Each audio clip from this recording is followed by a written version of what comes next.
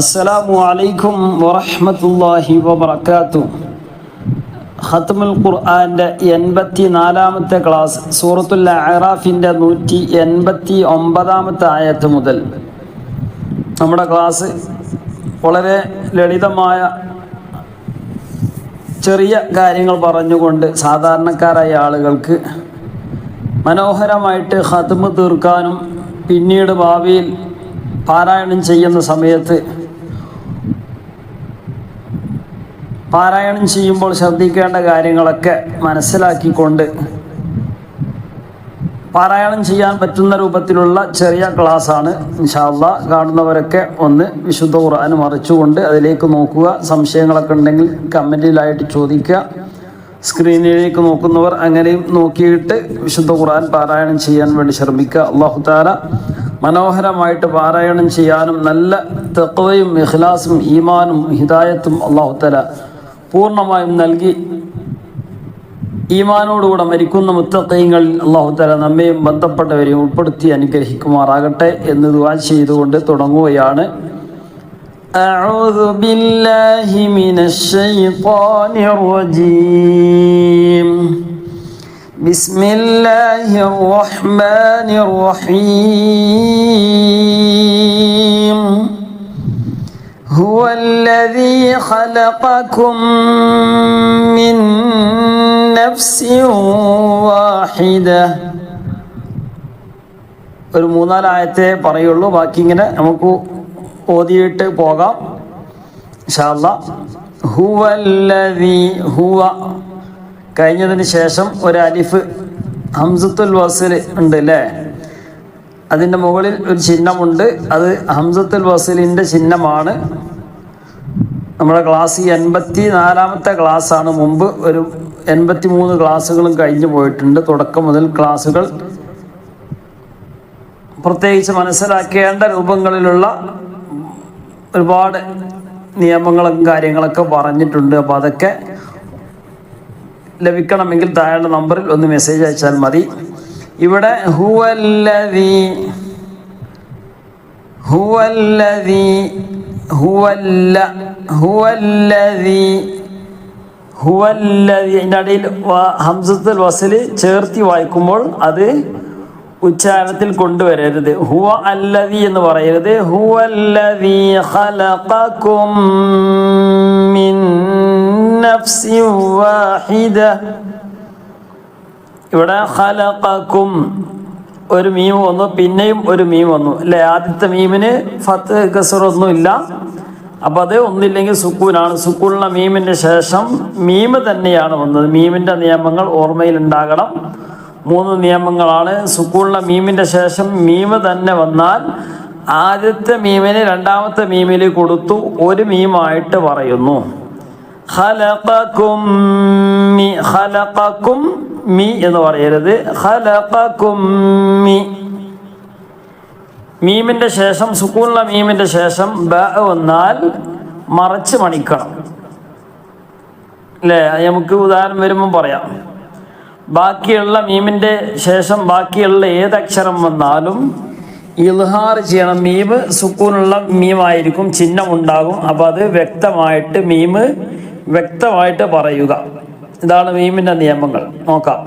ഹുവല്ലദീ ഖലഖകും മിൻ നഫ്സിൻ വാഹിദ വജഅല മിൻഹാ സൗജഹാ ലിയസ്കുന ഇലൈഹാ فلما تغشاها حملت حملا خفيفا.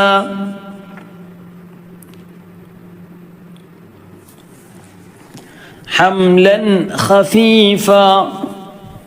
നമ്മുടെ സാധാരണ ഗൾഫിൽ നിന്ന് കൊണ്ടുവരുന്ന മുസാഫിലൊക്കെ ഇവിടെ കണ്ടില്ല. ഹംലൻ, ഹംലൻ ഖഫീഫ. ഹംലൻ എന്നുള്ളടത്ത് 2 ഫത്ഹുണ്ട്, ഖഫീഫ എന്നുള്ളടത്ത് 2 ഫത്ഹുണ്ട്. രണ്ടും ചെറിയൊരു വ്യത്യാസമുണ്ട് അല്ലേ. നോക്കിയാൽ പെട്ടെന്ന് തിരിയുന്ന ചെറിയൊരു വ്യത്യാസം എന്താണ്? രണ്ടും ഹംലൻ എന്നുള്ളടത്ത് രണ്ടും ഒരേ ലെവലിലാണ് വന്നിട്ടുള്ളത് അല്ലേ. നമ്മൾ ശേഷമുള്ള അക്ഷരം നോക്കാത്ത നമുക്ക് തിരിയും. ഖഫീഫ് എന്നുള്ളടത്ത് ചെറിയ അങ്ങോട്ടും ഇങ്ങോട്ടും ചെറിയൊരു ചെരിവ് ഉണ്ട് അല്ലേ. ഈ ഹംലൻ എന്നുള്ളതിന് ശേഷമുള്ള അക്ഷരം ഏതാണ്? ഹ ആണ്. ഇൽഹാറിൻ്റെ അക്ഷരമുള്ള സ്ഥലത്ത് ഇങ്ങനെ ഈ ഒരു ചിഹ്നം ഉണ്ടാവുകയുള്ളൂ. രണ്ടും ഒരുപോലെ വരുന്നത് എന്തുകൊണ്ടാണ്? ശേഷമുള്ളത് ഇൽഹാറിൻ്റെ അക്ഷരമായതുകൊണ്ട്. അപ്പോൾ പിന്നെ എന്ത് ചെയ്യുക? അവിടെ അങ്ങനെയുള്ള സ്ഥലങ്ങൾ വേഗം കണ്ടാൽ എന്ത് ചെയ്യുക? അത് വ്യക്തമാക്കാനുള്ള സ്ഥലമാണെന്ന് മനസ്സിലാക്കുക. ഹംലൻ ഖഫീഫൻ ഫമറത്ത് എന്ന് പറയില്ല. കാരണം എന്താ? അത് രണ്ടും ഒരുപോലെയുള്ള ആ ഫത്ഹ അല്ല, ശേഷമുള്ള ഇഖ്ഫാന്റെ അക്ഷരമായതുകൊണ്ടാണ് അല്ലേ. ഇൽഹാറിൻ്റെത് പെട്ടെന്ന് തിരിയും. ഇൽഹാറിന്റെ ശേഷമുള്ളത് അത് തൻവീന്റെ ശേഷമുള്ള ഇൽഹാറിന്റെ അക്ഷരമായതുകൊണ്ടാണ് രണ്ടും ഒരുപോലെ വരിക. അപ്പോൾ അത് ഹമലത് ഹംലൻ ഖഫീഫ അവിടെ നിർത്തുന്നില്ല എങ്കിൽ ഖഫീഫൻ ഫമറത് ബിഹി ഫലം. അത് ജസ്റ്റ് ഒന്ന് പറഞ്ഞത് മാത്രം. നമ്മൾ ശേഷമുള്ള അക്ഷരങ്ങൾ നോക്കിയിട്ടാണ് ഓതേണ്ടത് പറഞ്ഞു. അപ്പൊ ഇങ്ങനെ ഹംലൻ ഖഫീഫൻ ഫമറത് ബിഹി. അപ്പൊ എന്ത് ചെയ്യുക? ഓരോന്ന് ഇങ്ങനെ നോക്കി കൊണ്ടുവരിക. ശേഷമുള്ള അക്ഷരം അല്ലേ, തൻവീനിന്റെ ശേഷമുള്ള അക്ഷരം ഹ ആണ്. അതിപ്പോ നമ്മൾ പിന്നെ അതിങ്ങനെ ഓതി പരിചയം ഇങ്ങനെ ആയ ആളുകൾക്ക് എന്ത് ചെയ്യും? പെട്ടെന്ന് ഇങ്ങനെ മനസ്സിലേക്ക് ഇങ്ങനെ വരും. അല്ലാത്തവർക്ക് എന്ത് ചെയ്യണം? ഒന്ന് സ്റ്റോപ്പ് ചെയ്യേണ്ട. ഒരു ശേഷമുള്ളത് ഏതാണ്? ഇൽഹാറിന്റെ അക്ഷരമാണ്. ഇൽഹാറിന്റെ അക്ഷരമായതുകൊണ്ട് അത് വ്യക്തമാക്കണം. അപ്പൊ പിന്നെ അങ്ങനെ ഓതണം. ഹംലൻ ഖഫീഫ എന്ന് പറഞ്ഞ് ഓതണം. അങ്ങനെ നിർത്തി ഓരോന്ന് ഇങ്ങനെ ഓതി പഠിക്കുക. നോക്കിയാൽ ജസ്റ്റ് മനസ്സിലാക്കിയിട്ട് ഓതി പഠിക്കുക. അപ്പൊ അങ്ങനെ എന്ത് ചെയ്യും? ഓട്ടോമാറ്റിക്കായിട്ട് ബാക്കിയൊക്കെ എന്ത് ചെയ്യും? അത് നമുക്ക് ഇങ്ങനെ മനസ്സിലായി, ഇങ്ങനെ ഓരോന്നായിട്ട് മനസ്സിലായിട്ട് വരും. കാണാതെ പഠിക്കേണ്ട ആവശ്യമില്ല. ഹംലൻ ഖഫീഫൻ ഫമറത് ബിഹി. ബിഹി എന്നുള്ളത് നിർത്തിയപ്പോൾ ബിഹ് എന്ന് പറയില്ല, ബിഹ്. فلما أثقلت دعوى الله എന്നുള്ളത് നീട്ടാനുള്ള അക്ഷരം വന്നു. ദഅവാല്ല അല്ലേ. വാ ഒരു അലിഫ് വന്നു. നീട്ടാനുള്ള അക്ഷരത്തിന് ശേഷം സുക്കൂനോ ശബ്ദോ വന്നാൽ പിന്നെ അവിടെ നീട്ടേണ്ട ആവശ്യമില്ല. ദഅവാല്ലാഹ് എന്ന് പറയുന്നത് ദഅവല്ലാഹ. فلما أثقلت دعوى الله ربهما أثقلت دعوى الله ربهما لئن آتيتنا صالحا لئن ചിഹ്നം കണ്ടില്ല? സുക്കൂണിന്റെ ചിഹ്നം വന്നു. നൂനിന്റെ ശേഷം ഇൽഹാറിന്റെ അക്ഷരമാണെങ്കിൽ ചിഹ്നം ഉണ്ടാവുകയുള്ളൂ. ലഇൻ നൂനിന് സുക്കൂന്റെ ചിഹ്നം ഉണ്ടാവുകയുള്ളൂ. എന്താ ശേഷമുള്ളത്? ഹംസയാണ്. ഹംസ ഹ ഹ ഐൻ ഗൈൻ. ഇതാണ് ഇൽഹാറിന്റെ അക്ഷരങ്ങൾ. ഓർമ്മയിലുണ്ടാക്കണം. ഹംസ ഹ ഹ ഐൻ ഗൈൻ. ലഇൻ ആതൈതനാ സാലിഹ. തൻവീൻ ഫത്ഹനെ നിർത്തുന്ന സമയത്ത് സാലിഹൻ എന്ന് പറഞ്ഞ് നിർത്തരുത്, അല്ലെങ്കിൽ സാലിഹ എന്ന് പറഞ്ഞ് നിർത്തരുത്. തൻവീൻ ഫത്ഹ നിർത്തുമ്പോൾ സാലിഹ. ലനകൂനന്ന മിനശ് ശാകിരീൻ. ഒന്ന് ഓതി നോക്കി. ഹുവല്ലദീ ഖലഖകും മിൻ നഫ്സിൻ വാഹിദ വജഅല മിൻഹ. അവിടെ കണ്ടില്ലേ? നൂനിന് വ്യക്തമായ ചിഹ്നമുണ്ട്. ശേഷമുള്ളത് ഇൽഹാറിന്റെ അക്ഷരമായ ഹ വന്നു. وجعل منها زوجها ليسكن إليها فلما تغشاها حملت حملا خفيفا فمرت به فلما أثقلت دعوى الله ربهما لئن آتيتنا صالحا لنكونن من الشاكرين فلما فلما آتاهما صالحا جعلا له فلما آتاهما صالحا جعلا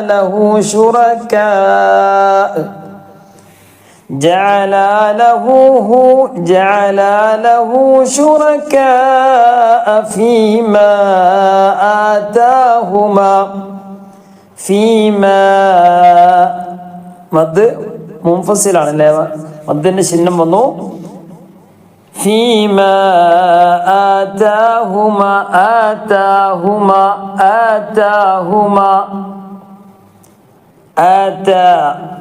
لا തായിന് ശേഷം അലിഫാണ് آتاهما فتعالى الله عما يشركون فتعالى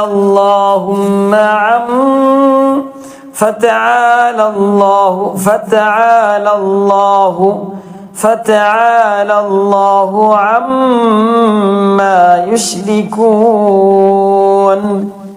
ശുദ്ധുള്ള മീമാണ് മണിക്കണം فتعالى الله عما يشركون فلما آتاهما صالحا جعلا له شركاء فيما آتاهما فتعالى الله عما يشركون أيشركون ما لا يخلق شيئا وهم يخلقون أيشركون ما لا يخلق شيئا يخلق ما لا يخلق شيئا وهم يخلقون وهم മീമിന്റെ ചിഹ്നം സുക്കൂനാണ് സുക്കൂന്റെ ചിഹ്നമുണ്ട് വ്യക്തമാക്കണം മീമിന്റെ ശേഷം മീമിന്റെ ശേഷം ബാഓ അല്ലാത്ത അല്ലാത്ത ബാക്കി ഏത് വന്നാലും മീം വ്യക്തമാക്കണം വഹും യുഖ്ലഖൂൻ ولا يستطيعون لهم نصرا ولا أنفسهم ينصرون ولا يستطيعون لهم نصرا ولا أنفسهم ينصرون وإن تدعوهم إلى الهدى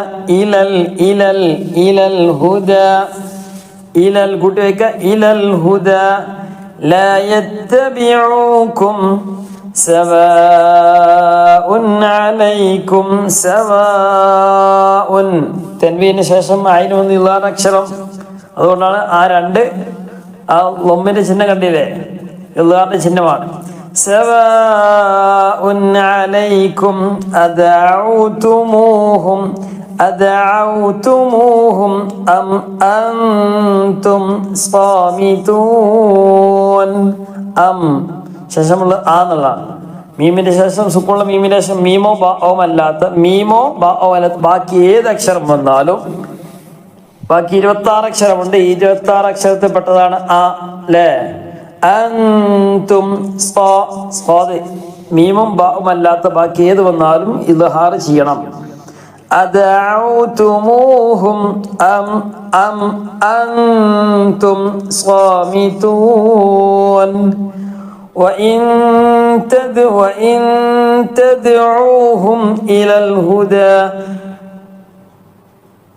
الهدى لا يتبعوكم سواء عليكم أدعوتموهم أم أنتم صامتون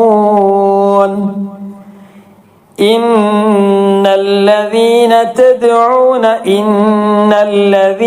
تدعون من دون الله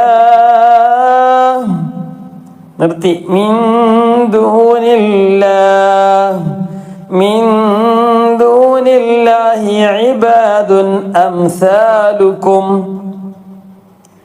ഫദ് ഫാദ് വായിക്കുക. ഫദ് ഇടയിലുള്ള വസലിന് ഹംസയാണ്, ഹംസത്തുൽ വസലാണ്. ചേർത്തി വായിക്കുമ്പോൾ ഫദ്ഉഹും ഫൽയസ്തജീബൂ ലക്കും ഇൻ കുൻതും സ്വാദിഖീൻ.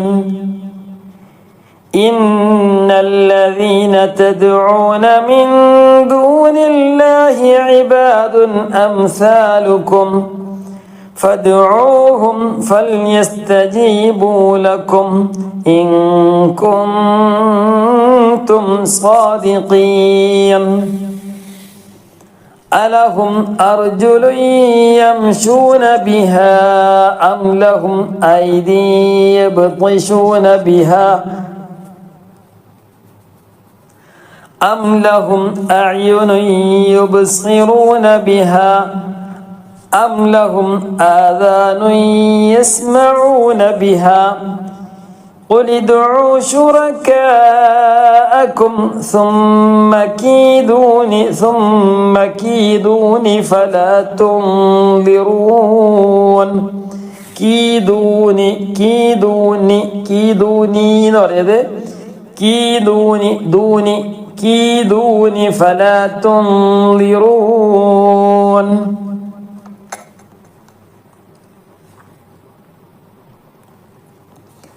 അലഹും അർജുലുൻ യംശൂന ബിഹാ അം ലഹും ഐദി യബ്തിശൂന ബിഹാ അം ലഹും അഅ്യുനുൻ യുബ്സിറൂന ബിഹാ അം ലഹും ആദാനുൻ യസ്മഊന ബിഹാ ഖുൽ ഇദ്ഉ ശുറകാഅക്കും സുമ്മ കീദൂനി ഫലാ തുൻളിറൂൻ.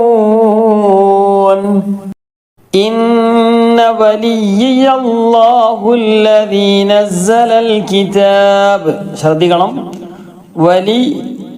വലിയ ശബ്ദലയ ആണ്. വലിയ പിന്നെ യ, ആ യാതിന് പുള്ളിയൊന്നുമില്ല, എന്നാലും യാ എന്ന് വായിക്കുക. വലിയല്ലാഹുല്ലദീ നസ്സലൽ കിതാബ وهو يتولى الصالحين.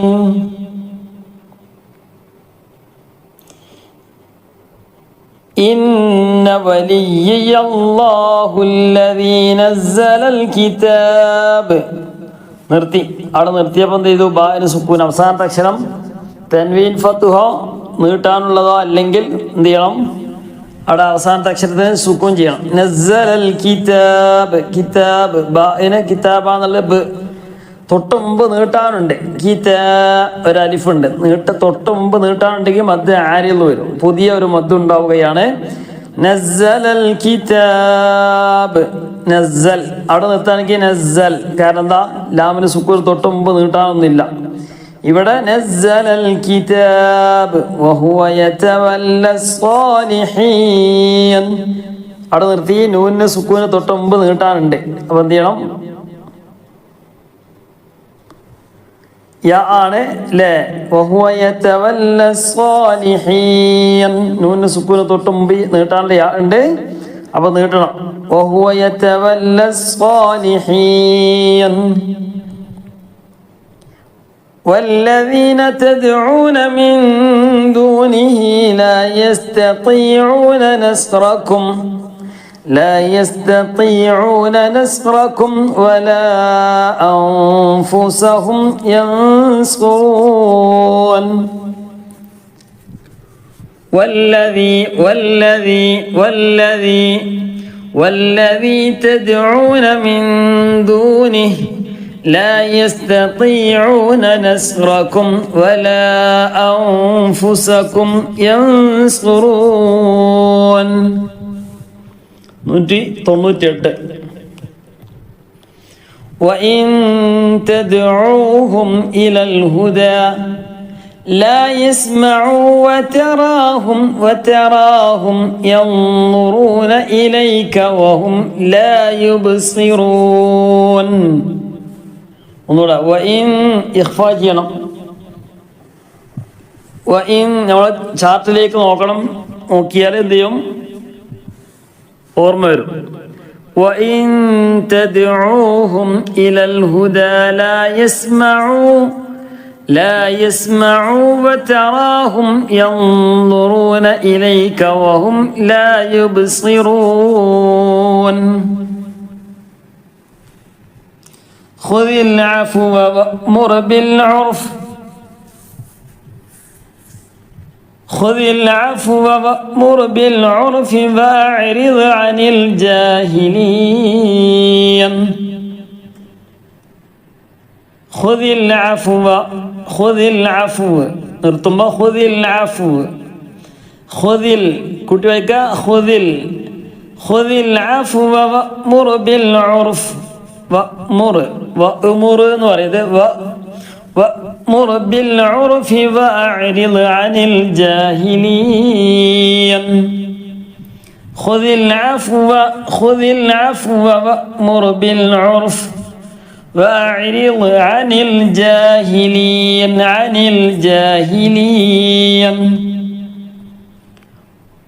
ശദ്ദുള്ള മീമ് മണിക്കണം, ശദ്ദുള്ള നൂന് മണിക്കണം. وإما ينزغنك من الشيطان وإما ينزغنك من الشيطان نزغ فاستعذ بالله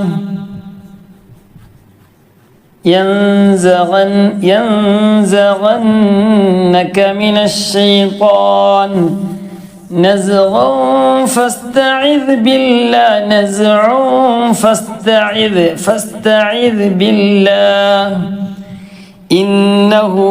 إنه سميع عليم وإما ينزغنك من الشيطان نزغ فاستعذ بالله إنه سميع عليم 201 إن الذين اتقوا إذا مسهم طائف من الشيطان إن الذين اتقوا إذا مسهم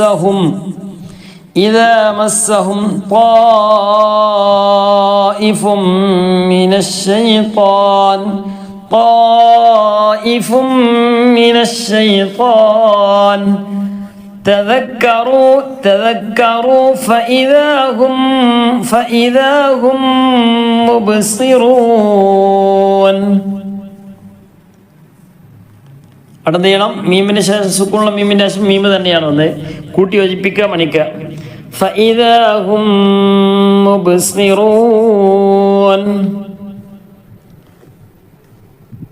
إن الذين اتقوا إذا مسهم طائف من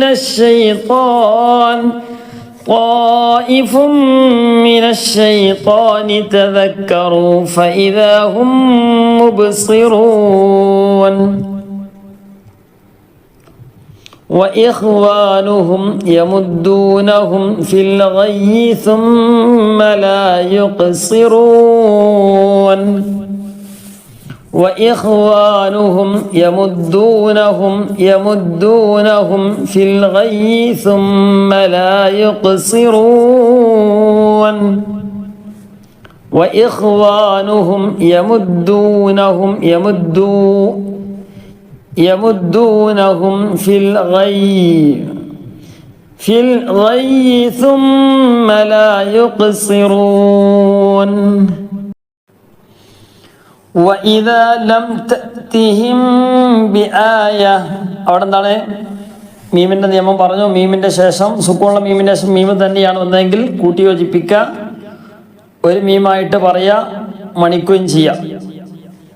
മീമിൻ്റെ ശേഷം ബ വന്നാൽ മറച്ച് മണിക്കണം. ലം തഅ്തിഹിം ബി ആയത്തിൻ എന്ന് പറയരുത്, രണ്ടിലേക്കും കൂട്ടി യോജിപ്പിച്ച് മറച്ച് മണിക്കുക. ലം തഅ്തിഹിം ബി ആയ ഖാലു ലൗല ജിതബൈതഹാ ഖാലു ലൗല എന്നാണുള്ളത്. ലൗല നീട്ടാൻ വന്നു, നീട്ടാനുള്ള അക്ഷരത്തിന് ശേഷം സുക്കൂന വന്ന് അല്ലേ, ലൗലാജ് ലൗലാജ്. അപ്പൊ നീളം ലൗലജ് ലൗലജ് ലൗലജിതബൈതഹ. കുട്ടി വേഗം ശ്രദ്ധിക്കണം, അക്ഷരം മാറരുത്. ലൗലജിതബൈതഹ. قل إنما أتبع ما يوحى إلي من ربي قل إنما أتبع ما يوحى إلي من ربي ما يوحى إلي من ربي قل إنما أتبع ما يوحى إلي من ربي هذا بصائر من ربكم وهدى ورحمة لقوم يؤمنون.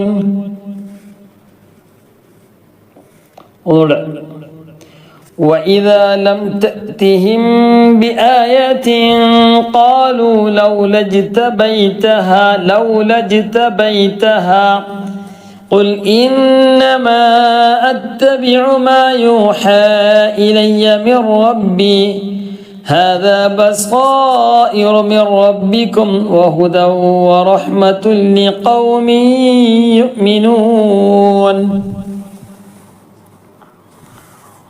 وإذا قرئ القرآن فاستمعوا له وأنصتوا لعلكم ترحمون. وإذا قرئ القرآن فاستمعوا له وأنصتوا لعلكم ترحمون.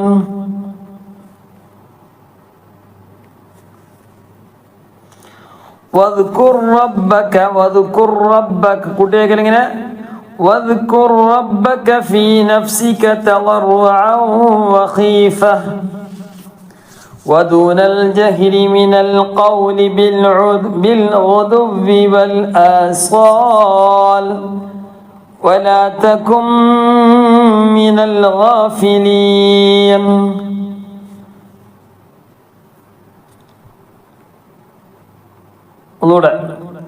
واذكر ربك في نفسك تضرعا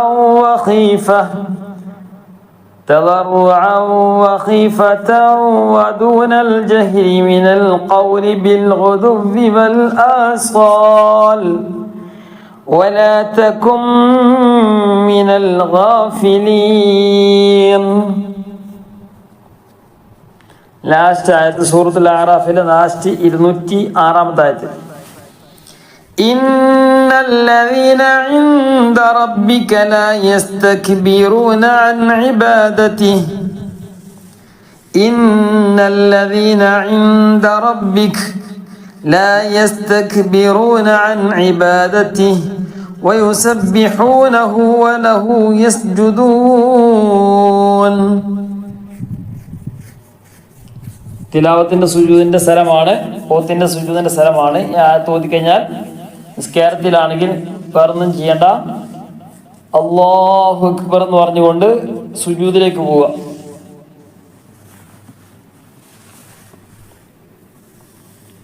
നിസ്കാരത്തിൽ അല്ലെങ്കിൽ എന്ത് ചെയ്യുക, വുളുണ്ടായിരിക്കണം, ഖിബിലക്ക് മുന്നിടണം. സാധാരണ നിസ്കരിക്കുന്ന പോലെ ഔറത്ത് എല്ലാം മറച്ചിരിക്കണം.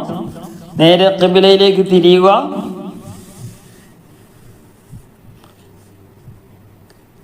തിലാവത്തിന്റെ സുജൂദ് അല്ലാഹു തആലക്ക് വേണ്ടി ഞാൻ നിർവഹിക്കുന്നു, അല്ലാഹു അക്ബർ എന്ന് തക്ബീർ കൊട്ടി നേരെ അല്ലാഹു അക്ബർ എന്ന് പറഞ്ഞ് നേരെ സുജൂദിലേക്ക് പോകുന്നു. സുജൂദിൽ തസ്ബീഹ് ചൊല്ലുന്നു, നേരെ ഇരിക്കുന്നു, അല്ലാഹു അക്ബർ. ഇതിന് ശേഷം അസ്സലാമു അലൈക്കും വറഹ്മത്തുള്ളാഹ്, അസ്സലാമു അലൈക്കും വറഹ്മത്തുള്ളാഹ് എന്ന് സലാം വിട്ട. ഇതാണ് തിലാവത്തിന്റെ സുജൂദ്. വേറൊന്നുമില്ല. ഈ ഒരു കാര്യം ചെയ്താൽ മതി. എന്തെങ്കിലും സംശയങ്ങൾ ഉണ്ടെങ്കിൽ താഴെ ചോദിക്കുക.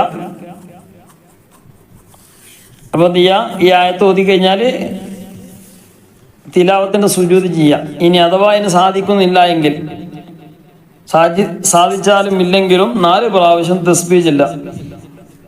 സുബ്ഹാനല്ലാഹി വൽഹംദുലില്ലാഹി വലാ ഇലാഹ ഇല്ലല്ലാഹു അല്ലാഹു അക്ബർ സുബ്ഹാനല്ലാഹി വൽഹംദുലില്ലാഹി വലാ ഇലാഹ ഇല്ലല്ലാഹു അല്ലാഹു അക്ബർ. സുബ്ഹാനല്ലാഹി വൽഹംദുലില്ലാഹി വലാ ഇലാഹ ഇല്ലല്ലാഹു അല്ലാഹു അക്ബർ. സുബ്ഹാനല്ലാഹി വൽഹംദുലില്ലാഹി വലാ ഇലാഹ ഇല്ലല്ലാഹു അല്ലാഹു അക്ബർ. ഇങ്ങനെ 4 പ്രാവശ്യം തസ്ബീഹ് ചൊല്ലുക. ഇത് ചൊല്ലിയാലും മതി. സുജൂദ് തന്നെയാണ്. എന്ത് ചെയ്യുക? പ്രയാസമുള്ളവർ 4 പ്രാവശ്യം തസ്ബീഹ് ചൊല്ലി ഈ ആയത്ത് ഓതിയവരും കേട്ടവർക്കൊക്കെ എന്തുണ്ട് പ്രത്യേകം? ഈ ആയത്ത് എന്നല്ല, തിലാവത്തിൻ്റെ സുജൂദിൻ്റെ സ്ഥലം എത്തിയാൽ എന്ത് ചെയ്യുക? അത് കേട്ടാലും ഓതിയാലും ഒക്കെ എന്ത് ചെയ്യുന്നുണ്ട്? അത് ചെയ്യൽ പ്രത്യേകം സുന്നത്തുണ്ട്. ഇൻഷാ അല്ലാഹ് അല്ലാഹു തആല തൗഫീഖ് നൽകട്ടെ. അവസാന ആയത്ത് ഒന്നുകൂടി നോക്കി.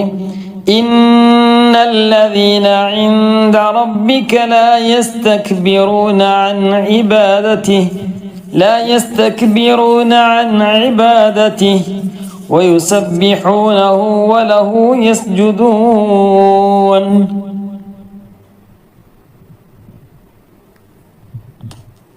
അപ്പോൾ സൂറത്തുൽ അഅറാഫ് കഴിഞ്ഞു. ഇൻഷാ അല്ലാഹ് നമുക്കൊരു പ്രാവശ്യം കൂടി ഓതി നോക്കാം. 1-2 ആളുകൾ പ്രത്യേകമായിട്ട് ദുആ ചെയ്യാൻ വേണ്ടിയൊക്കെ പറഞ്ഞിട്ടുണ്ട്. അല്ലാഹു തആല എല്ലാവരുടെ ഉദ്ദേശങ്ങളും പൂർത്തീകരിച്ച് നൽകി അനുഗ്രഹിക്കുമാറാകട്ടെ. മനോഹരമായിട്ട് ഖത്മ് തീർക്കാനും പാരായണം ചെയ്യാനും അതനുസരിച്ച് പ്രവർത്തിക്കാനൊക്കെ ഉള്ള തൗഫീഖ് അല്ലാഹു തആല പ്രദാനം ചെയ്ത് അനുഗ്രഹിക്കുമാറാകട്ടെ. നമ്മുടെ ആഖിബത്ത് അല്ലാഹു തആല നന്നാക്കി നൽകി അനുഗ്രഹിക്കുമാറാകട്ടെ. ഇൻഷാ അല്ലാഹ് പ്രത്യേകം എല്ലാവരും ദുആയിലേക്ക് ഉൾപ്പെടുത്തുക. أعوذ بالله من الشيطان الرجيم. بسم الله الرحمن الرحيم.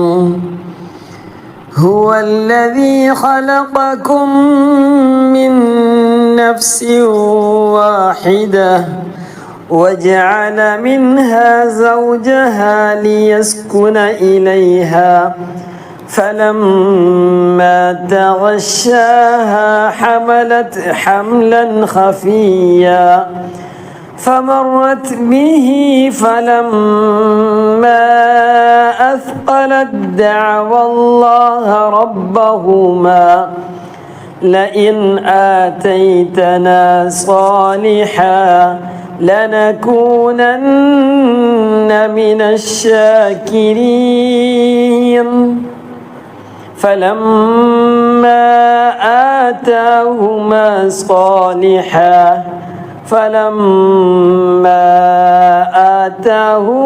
صالحا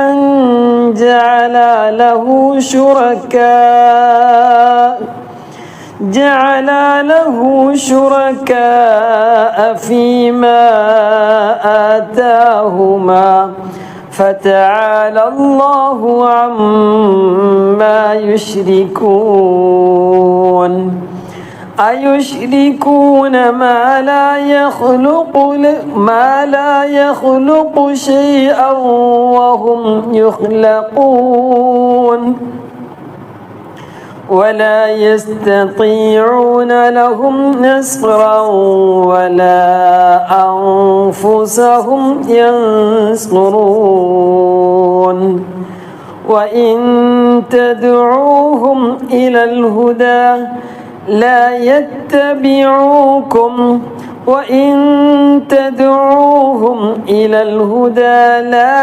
يتبعوكم سواء عليكم أدعوتموهم أم أنتم صامتون. إن الذين تدعون من دون الله عباد أمثالكم فادعوهم فليستجيبوا لكم إن كنتم صادقين.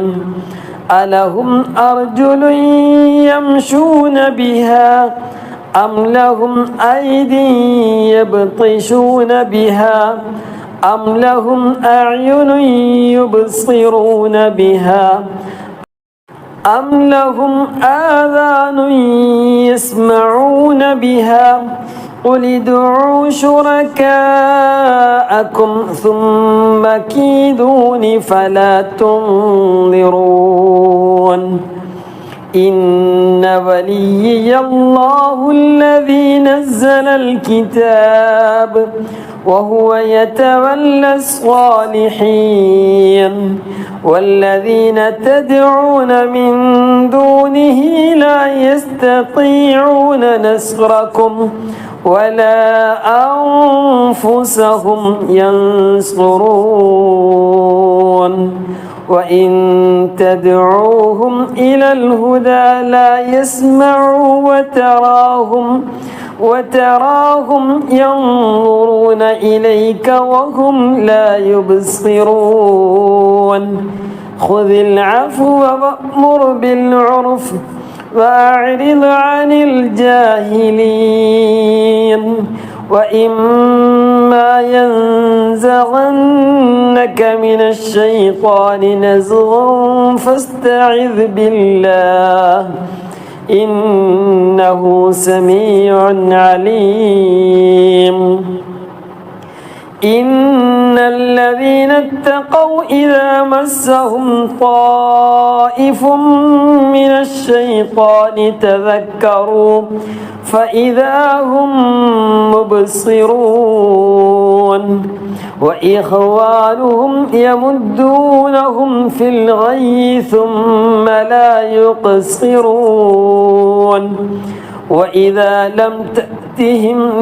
وإذا لم تأتهم بآية قالوا لولا اجتبيتها قل إنما أتبع ما يوحى إلي من ربي هذا بصائر من ربكم وهدى ورحمة لقوم يؤمنون وإذا قرئ القرآن فاستمعوا له وأنصتوا لعلكم ترحمون واذكر ربك في نفسك تضرعا وخيفة ودون الجهر من القول بالغدو والآصال ولا تكن من الغافلين